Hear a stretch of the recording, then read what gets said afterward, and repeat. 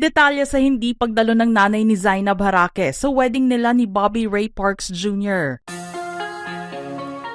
Isang masaya at very memorable event nga ang naganap noong June 1, 2025 sa Tagaytay City.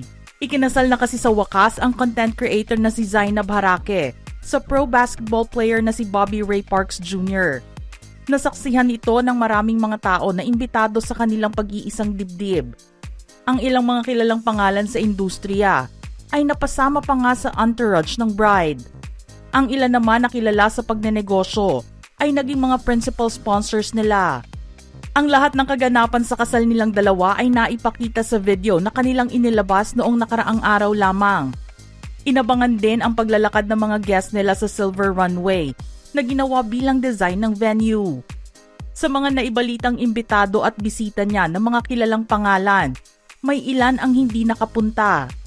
Pero ang isang tao na hinanap ng mga netizens at fans ni Zainab na inaasahan nilang makikita nila sa espesyal na okasyon na ito ay ang kanyang ina na si Maria Fe Ocampo.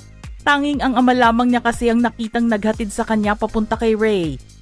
Tinutukan ng mga netizens ang paglabas ng video na ito at masipag talaga nilang hinanap ang nanay ni Zainab. Pero hindi talaga nila ito makita sa video.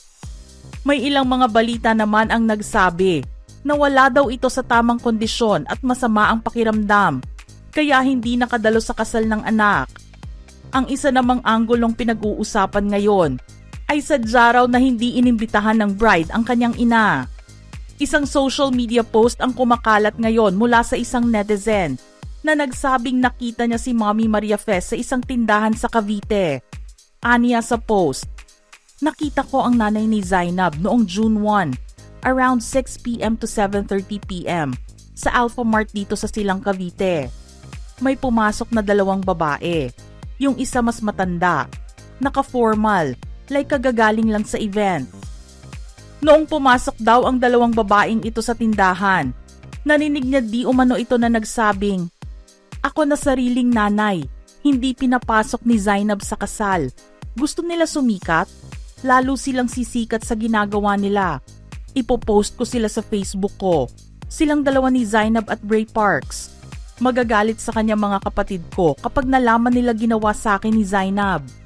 Para naman daw makumpirma kung totoo nga ang kanyang hinala na nanay ni Zainab ang nakasabay niya sa convenience store, kaagad niyang tinignan ang social media account nito. Doon niya nakumpirma na nanay nga ng content creator ang kanyang nakita noong gabi na yon, na narinig niyang nagsabi na hindi siya pinapasok sa kasal. Nang mabasa ito ng mga netizens, dito na sila naghinala na tila mayroong malalim na hindi pagkakaunawaan sina Zainab at kanyang ina. Mas lalong nakadagdag bilang palaisipan ang mga cryptic post ni Mommy Maria Fe sa kanyang social media account. Sa unang slide mababasa ang mensaheng, "Walang maliit o malaki sa taong may respeto. Ang tunay na may respeto ay marunong kumilala sa dignidad ng lahat. Ano man ang katayuan sa buhay, hindi sukatan ng yaman o kapangyarihan sa pagbibigay galang. Pantay-pantay ang lahat sa harap ng respeto." Nabasa naman sa ikalawang slide ang tungkol sa mental health. Kapag may taong sinaktan ka emotionally, take it as a sign na hindi sila worth sa presence mo. Distance yourself at huwag mong hayaan sirain nila ang mental health mo. Mas importante ang inner peace mo. Sa ikatlong slide naman ay nagparinig ito sa mga toxic na tao. Toxic people will do you dirty. Then try to convince people that you're the problem. At para tapusin ang issue na ito sa pagiging absent ni Mommy Maria Fe sa kasal ni Zainab, minabuti ng manager niya na sagutin ang katanungan kung bakit ito wala sa kasal. Ang tanging nasabi lang nito ay, "Not feeling well." Iyon nga lang ay nakita naman sa isang post ni Zainab sa IG, ang isang quote na nagsasabing, "Listen to God, not them." May mga nagsasabing ito na rin ang naging kasagutan ni Zainab sa post ng kanyang nanay, maging sa paghahanap ng mga netizens dito sa kanyang kasal.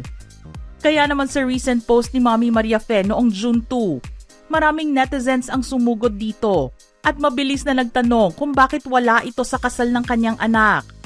Nahaluan na rin ng comment section nito ng sandamakmak na opinyon mula sa mga online users.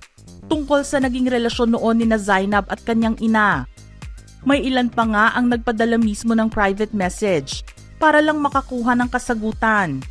Base naman sa obserbasyon ng mga netizens, ang iniisip nilang naging rason kung bakit nagkaroon ng misunderstanding ang mag-ina ay dahil di umano sa hindi nagustuhan ni Mommy Mariafe ang wedding preparations ni Zainab at Ray sa kanilang kasal.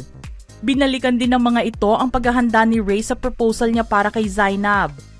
Sa proposal and engagement video na pinost ni Zainab sa kanyang channel, napanood kung paano bigyan ng halaga ni Ray ang paghingi ng blessings sa mga mahal sa buhay ng girlfriend.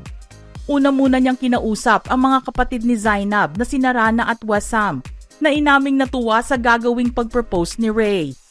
Sumunod ay nagpunta ito sa bahay ng nanay ni Zainab at doon ay humingi siya ng blessing para sa proposal. Maririnig sa video na sinabi niyang nagulat siya sa gagawin ni Ray at hindi expected na magpo-propose ito sa anak.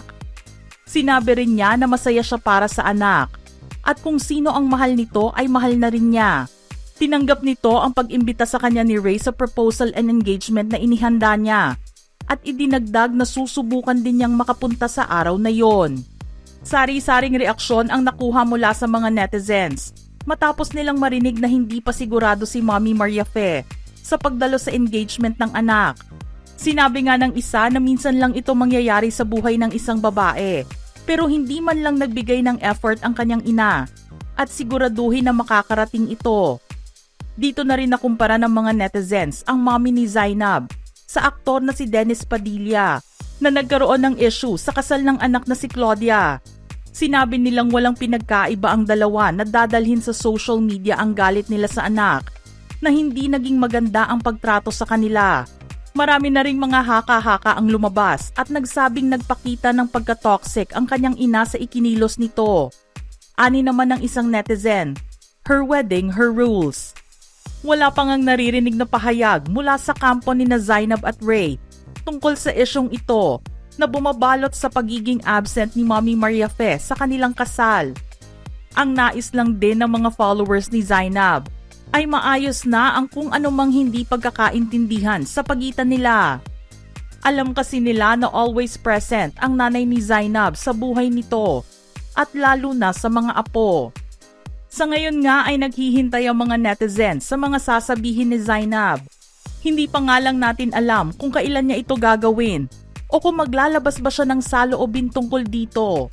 Bukas naman ang Showbiz Philippines sa magiging pahayag ni na Mommy Mariafe Ocampo at Zainab tungkol sa nasabing issue.